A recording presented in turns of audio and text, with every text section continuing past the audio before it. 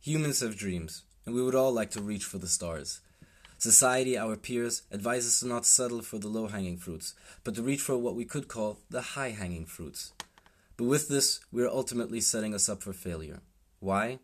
Well, because there's a dark side to reaching for the high-hanging fruits that no one likes to talk about. There are traps along the way that we are not prepared for because they are taboo. Let me illustrate this with my personal story. Growing up in Switzerland, moving to Vancouver, where I completed a bachelor's in 3 years rather than 4 years, at a great international university, I had the feeling that the sky was the limit. I then decided to start my academic career and solely focus on my passion for competitive swimming, planning to swim at the next Olympic Games. I was able to train with one of the most decorated Olympians of all time and felt like I was on a road towards success. But then, my body started to fail me. Tendinitis curtailed my swim training schedule. Despite this, I continued as I didn't want to face the truth that maybe my body was not able to handle this. I remember the night before the last chance to qualify for the Rio 2016 Olympic Games, my friend died, and he left me a note stating, "Go for it. Show them your worth." Again, I tried. I tried to ignore my aching knees and swam that race determined to make him, myself, and everyone else that supported me proud. But I failed at qualifying yet again. It was only then at my last attempt that reality hit me. Continuing my swimming career against health recommendations would not have made sense at that point in time. I was completely powered out, and here is what I refer to as the dark side of the high-hanging fruits.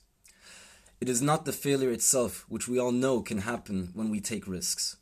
It's the fact that if you give your all to an endeavor, by definition, there is no more energy left at that moment for alternative endeavors.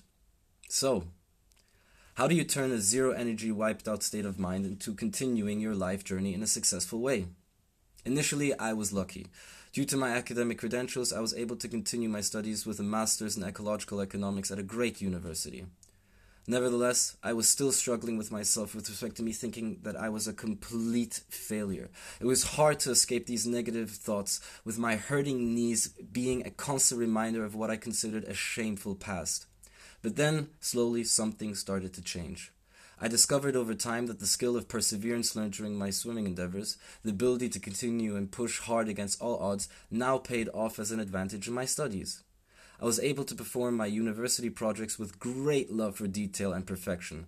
Suddenly I realized that in my depressed state, I had wrongfully only focused on the goal I had missed and the failure that this brought with it. And I hadn't focused on the journey endeavored and the many positive life lessons learned along the way.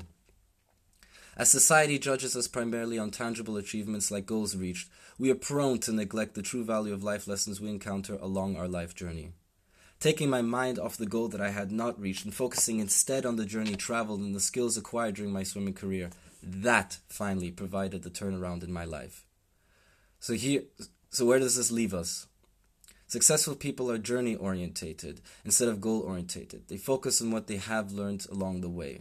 They don't let themselves be stopped or derailed by failed goals because they possess the great ability to continue their journey by capitalizing on the tools they've acquired along the way.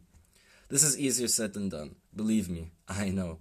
But until you become journey-orientated rather than just or goal-orientated, you will overlook the hidden life lessons within the failed endeavor.